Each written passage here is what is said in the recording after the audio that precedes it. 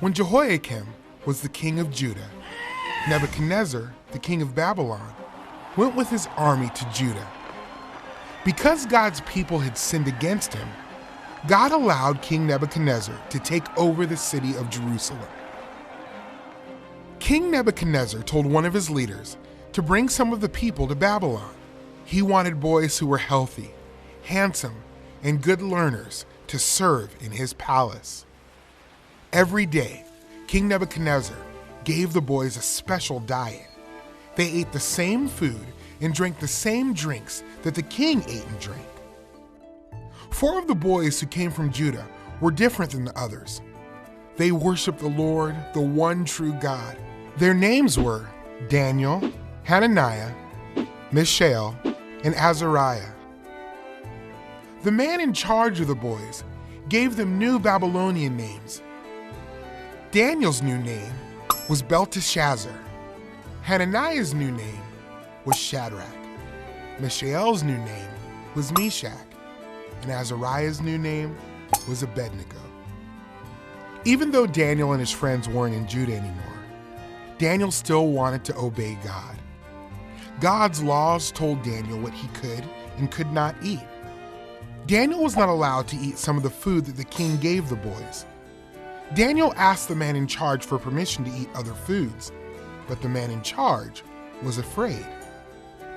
"If you don't eat the king's food, you won't be strong like the other young men. The king might get angry and kill me," he said. Daniel said, "Try this for 10 days. Let us only eat vegetables and drink only water. Then see if we are healthier than the other young men." The guard agreed. At the end of 10 days, Daniel and his friends looked healthier than the young men who had eaten the king's food.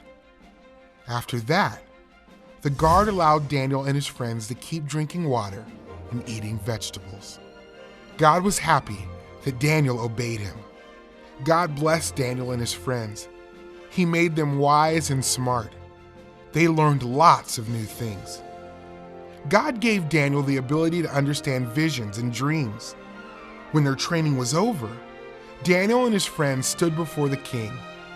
The king saw that they were smarter and stronger than all the other young men. They were even smarter than the wise men who worked for the king. Daniel served the king for many years.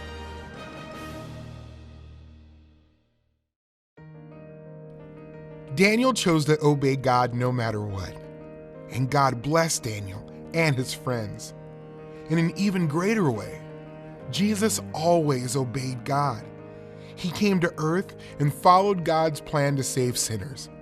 Jesus never sinned, but he died the death we deserve. Jesus rose from the dead, and those who trust in him receive God's forgiveness and blessing.